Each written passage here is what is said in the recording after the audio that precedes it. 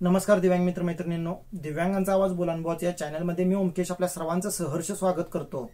तर आजचा आपला व्हिडिओ मागच्याच व्हिडिओचा थोडं संदर्भ घेऊन आहे, कारण आपण मागच्या व्हिडिओमध्ये काय बोललो होतो की एक डोळा नसेल त्याला 40% आतला दाखला दिला जातो।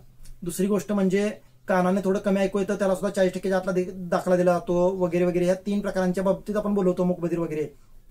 तर यामध्ये कसा दिव्यांगांच्यावरती अन्याय केला जातो आणि दिव्यांगांच्या आयुष्याशी खेळले जाते असं आपण बोललो होतो। पण यातच आता आपल्याला म्हणजे त्याच व्हिडिओमध्ये मी खरं तर घेणार होतो, पण कसं होतं खिचडी झाली असती, ती पूर्ण खिचडी झाली असती म्हणून ते तुम्हाला समजणार नाही याच्या कारणास्तव मी आजचा हा वेगळा म्हणजे व्हिडिओ बनवतोय।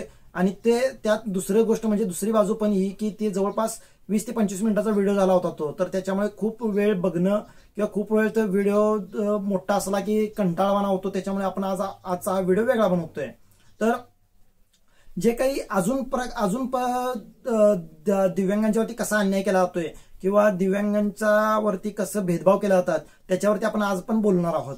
तर बघा, म्हणजे बोगस दिव्यांग तर आहेतच, बोगस दिव्यांग आपल्या हिस्सेमध्ये येतच आहेत, त्याच्या बाबतीत आपण पुढच्या व्हिडिओमध्ये बोलणार आहोत। पण आज जे बोलायचं आहे की दिव्यांगांच्यावरती अन्याय कसा केला जातोय। तर बघा, आता एक मुंबईमध्ये म्हणजे आपण मुंबईच्या जिल्ह्यामध्ये उदाहरण घेतोय, आपण फक्त कुठल्याही उद्देशून बोलत नाही किंवा मला तिथलं माहिती आहे असं नाहीये, माहिती तर आहेच। मला पर्सनल मेसेजला खूप आलेत, पर्सनल कॉल्स पण आलेत। गेल्या व्हिडिओमध्ये मी जे काही मुद्दे मांडले नाहीत त्याच्यानंतर मला आमच्यावरती पण असा अन्याय झाला, आमच्यावरती पण असा अन्याय झालाय म्हणून सांगितण्यात आलेला आहे। तर बघा, आता मुंबईमध्ये एक व्यक्ती आहे जिला एक डोळा नाही, तिला 100% दाखला दिला गेलाय।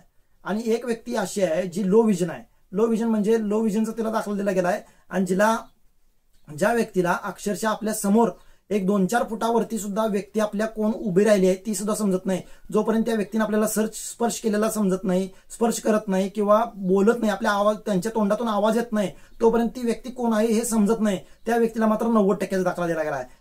हे कोणतं निकष लावण्यात आलेले आहेत हे मला समजत नाही, आणि हे समजावेत यासाठी हे सरकारी अधिकारी असतील, डॉक्टर असतील, यांनी मला समजून द्यावं, हे सांगावं मला की कोणते निकष लावण्यात आलेले आहेत जे लो विजन, ज्याला अक्षरशः पांढरी काठी घेऊन चालावं लागते, ज्याला एखादा सपोर्ट घेऊन चालावा लागतो, त्याला 90% दाखला किंवा 50-60% दाखला दिला जातोय।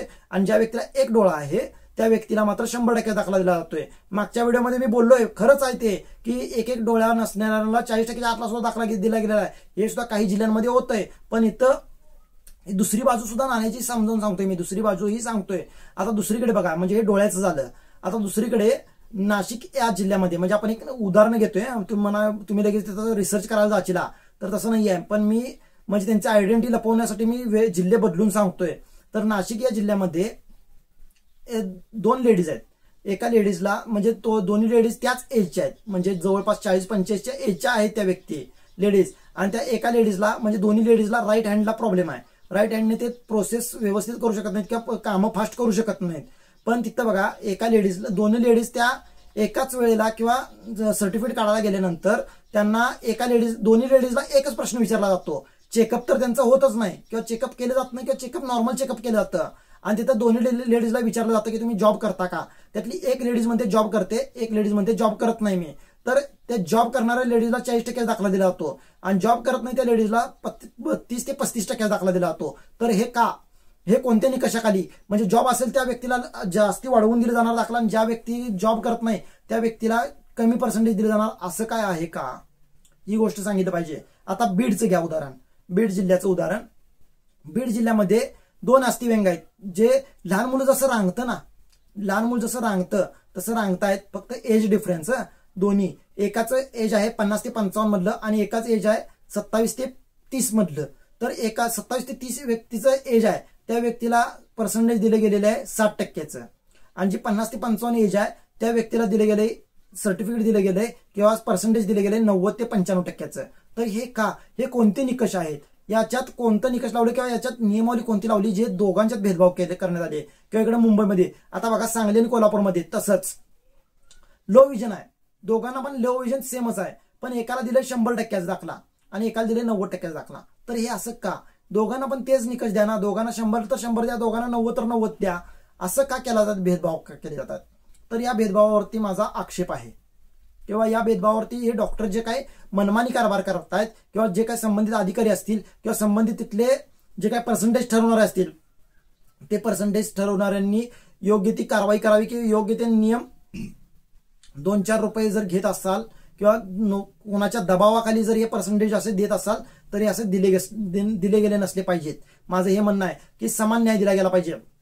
आता बघा, मी मगाशी मुंबईचं उदाहरण दिलं. एक डोळा नाही, तो एका डोळ्याने प्रोसेस वेगळी व्यवस्थित करू शकतो, स्वतःची कामं स्वतः व्यवस्थित करू शकतो, कारण दुसऱ्या डोळ्याने त्याला व्यवस्थित दिसतं. मग मी त्याला मिनिमम 50% दाखला द्या ना, 100% दाखला देऊ नका असं म्हणत नाही, पण नाही ते नियमात बसत नाही ना तर त्याला दिले गेले नसले पाहिजे. पण तिथं दुसरी व्यक्ती, जी व्यक्ती स्वतःचा मुलगा किंवा स्वतःची पत्नी असेल किंवा स्वतःचे आई वडील समोर आले, ते जर बोलले नाहीत, काहीच बोलले नाही, तर त्याला ओळखत पण नाही, त्याला मात्र तुम्ही 90% दाखला देता आणि त्याच्यावरती अन्याय करता. पण आता तुम्ही म्हणाल की त्याला 40%च्या वरती ह्या सगळ्या लोकांना, म्हणजे एक ठराविक लोक सोडली 35% ते जॉबसाठी किंवा ते डॉक्टरांचं मी उदाहरण दिलं तर ते सोडलं तर बाकीच्यांना सगळ्यांना 40% दाखला आम्ही डॉक्टर म्हणतील आता दिलंच म्हणतील आम्हाला. तर मी सांगेन 40%च्या वरती दिले तर सगळे लाभ मिळतायतच की असं तुम्ही म्हणाल तर हो, लाभ तर मिळतात. पण मी एक तुम्हाला सरळ सोप्या भाषेत सांगेन, पर्सेंटेज मॅटर मोस्ट. म्हणजे पर्सेंटेज महत्वाचं आहे. ते 40 आहे की 50 आहे, 60 आहे, 70 आहे, 80 आहे, 90 आहे, 100 आहे, हे कोणतंही पर्सेंटेज असेल, पर्सेंटेज मॅटर करतं. आणि ज्याचं एज त्याच्या हातात आहे, वय त्याच्या हातात आहे, ज्याचं वय म्हणजे त्याच्या हातात आहे त्याला मॅटर करतं. कारण सरकारी जॉब असेल, सरकारी व्यवसाय असेल किंवा कर्ज योजना असेल किंवा अन्य कोणतीही योजना असेल किंवा शिक्षण घ्यायचं असेल, त्यामध्ये जे काही पर्सेंटेज आहे तर ते पर्सेंटेज मॅटर करतं. कारण बघा, आता तुम्हाला उदाहरणच द्यायची झाली तर बघा, एका त्याचं वय 18च्या वरती 25-30 पर्यंत आहे आणि तो शिकत आहे, समजा शिकत आहे, त्याला 40% दाखला दिला आहे, तर त्याला फक्त अर्धा तास व तास किंवा 1 तासाला 20 मिनिटाप्रमाणे 3 तासाचा पेपर असेल तर 60 मिनिटं वाढवून मिळतात त्याला. मग ते 60 मिनिटांमध्ये त्याला जर समजा त्याचा हात वीक असेल, त्याला डोळ्यानं दिसतच नसेल आणि त्याला पूर्ण म्हणजे लो विजन असेल आणि त्याला अक्षरच ओळखत नसतील आणि त्याला अंधाराच्या ठिकाणी बसवलं तर तो पेपर स्वतःचा लिहू शकणार आहे का?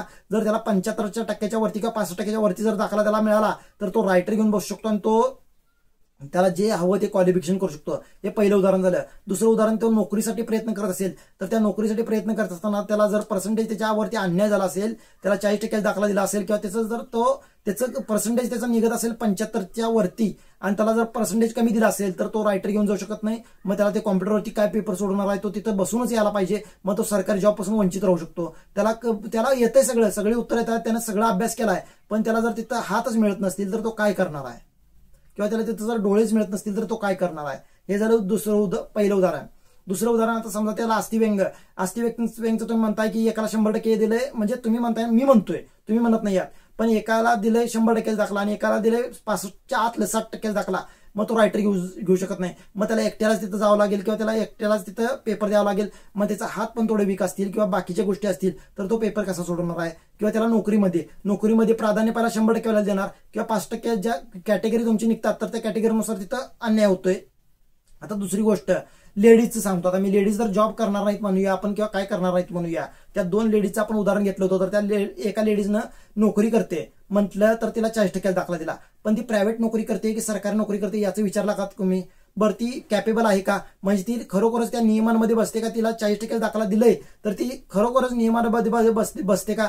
तिला पण 35%चा दाखला किंवा तिचं पण 35% दिव्यांगत्व नाही कशावरनं, याचा काही शोध घेतलाय का? बरं, जर ती 40%ला 40% तिचा दाखला आहे, मग ती जिला 35% दिलंय तर ती 35% का नाहीये, ती 40% का नाहीये, याचं मला उत्तर दिलं पाहिजे सरकारने. किंवा जे कोणी अधिकारी किंवा जे कोणी डॉक्टर असतील तर त्यांनी पर्सेंटेज दिले तर त्यांनी ते उत्तर दिलंच पाहिजे खरं म्हणजे. आता तुम्ही म्हणाल की तिला काय होणार आहे, आता त्या दोघींचं एज आपण समजूया 40-45च्या वरती आहे एज आपण, पण त्या 35% वालीला निदान समजा 40% जर दाखला दिला असता किंवा 25% दाखला दिला गेला असता नियमानुसार, मी नाही म्हणत नियमानुसार द्या, मी म्हणत नाही की बदल करून द्या, पण नियम जर लावताय ना तुम्ही, नियम मी म्हणतोय लावा ना, तर नियम दोघींना एकसारखे लावले पाहिजेत, दोघांना एकसारखे नियम लावले गेले पाहिजेत. कारण दोघंही या राज्यातीलच लोक आहेत किंवा दोघंही माणूसच आहेत आणि दोघंही या जे काही योजना असतील किंवा जे काही त्याचा हक्क आहे तर तो हक्क त्यांना मिळालाच पाहिजे, हे माझं मत आहे. तर या गोष्टी आहेत आणि या गोष्टी भरपूर साऱ्या आढळून आलेल्या आहेत, मला कॉल्स आलेले आहेत, मला मेसेज आलेले आहेत, मी ते दाखवू शकतो, पण त्यांची प्रायव्हसी बिघडू शकते किंवा त्यांच्यावरती वेगळ्या दृष्टीतून टीका होऊ शकते, त्याच्यामुळे मी दाखवत नाहीये. फक्त मी हे उदाहरणार्थ दाखवतोय, पण जर तुम्ही दाखवा म्हणला तर त्याचंही उदाहरण मी दाखवू शकतो, त्याचा पुरावाही दाखवू शकतो. असे भरपूर सारे पुरावे माझ्याकडे आहेत. असं नका समजू की मी फक्त अधांतरी बोलतोय, मी हवेत बोलतोय, असं नाहीये. तर या गोष्टी आहेत. ह्या फक्त मी 2-3 ठिकाणचे उदाहरण दिलेत. मुंबई असेल, कोल्हापूर, सांगली असेल, किंवा मग नाशिक असेल किंवा बीड असेल, या ठिकाणचे. पण संभाजीनगर असेल किंवा जालना असेल, जळगाव असेल किंवा सातारा असेल, पुणे असेल, नगर असेल, या अहिल्यानगर असेल, सगळ्या जिल्ह्यांमध्ये जवळपास हेच होतंय की जे तोंड बघून काम केल्यासारखं केले जात आहेत. तर ते तोंड बघून काम केलं नसलं पाहिजे. ज्याचा जो हक्क आहे, ज्याच्या हक्कामध्ये जी गोष्ट आहे तर ती दिलीच गेली पाहिजे. कारण आपण म्हणतो ना की प्रत्येकाचा हक्क मागण्याचा अधिकार आहे. मग मी त्यांचा हक्क मागतोय असं समजा, त्यांना हक्क मागता येत नाही, तर मी त्यांचा हक्क मागतोय असं समजा आणि त्यांचा हक्क त्यांना दिलाच गेला पाहिजे, एवढं माझं म्हणणं आहे. आणि अजून कोणत्या गोष्टी असतील, मी जर चुकीचं बोलत असेल तर माझ्या दिव्यांग मित्र आणि मैत्रिणींनी मला कमेंटमध्ये सांगावं. मला 4 शिव्या घातल्या तरी चालतील. मी चुकीचं बोलत असेल तर मला 4 शिव्या घातल्या तरी चालतील.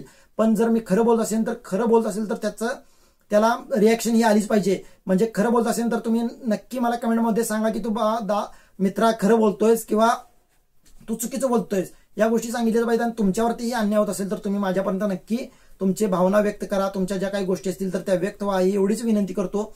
आणि जर व्यक्त व्हायचं असेल, तुमच्याकडे मोबाईल नंबर नसेल माझा, तर नंबर घ्या 7498018385. हा माझा नंबर आहे. त्याच्यावरती तुम्ही व्यक्त होऊ शकता. त्याच्यावर तुमच्या कंप्लेंट्स असतील त्या ज्या काय असतील तर त्या केल्या गेल्या पाहिजेत.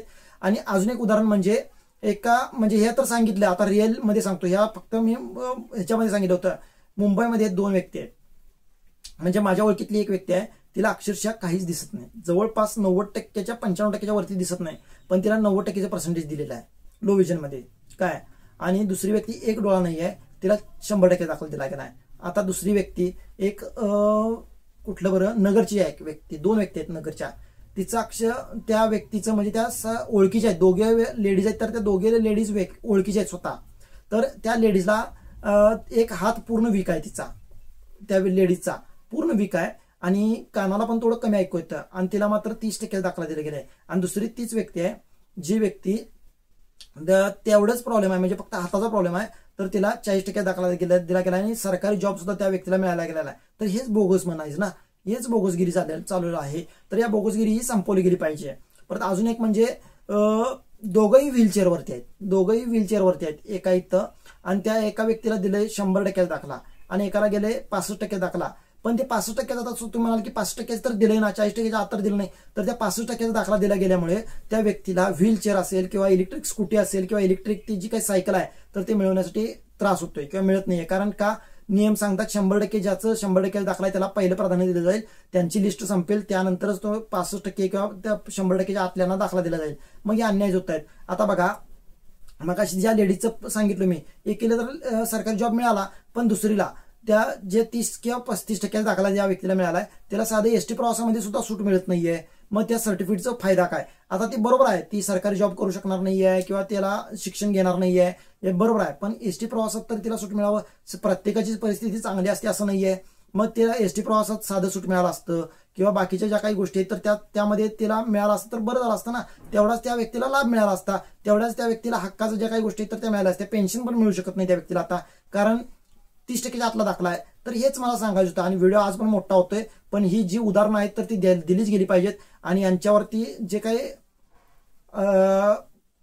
हक्काचं गोष्टी झाल्या पाहिजेत आणि जे कोणी असं हे भेदभाव करतायत त्यांच्यावरती दिव्यांग मंत्र्यांनी कारवाई केलीच गेली पाहिजेत. एवढीच एक मी विनंती करतो दिव्यांग मंत्र्यांना असेल किंवा बाकीचे जे काही जिल्हाधिकारी कलेक्टर असतील, प्रत्येक जिल्हाधिकाऱ्यांनी जिल्हाधिकाऱ्यांना विनंती असेल किंवा कलेक्टरांना विनंती असेल की आपल्या जिल्ह्यांमध्ये हे जे काही भेदभाव चालू आहेत किंवा जे काही असा अन्यायकारक गोष्टी होत आहेत तर त्यांच्यावरती कारवाई करा. आणि त्या संबंधित अधिकाऱ्यांना, संबंधित डॉक्टरांना सुद्धा ताकीद द्या.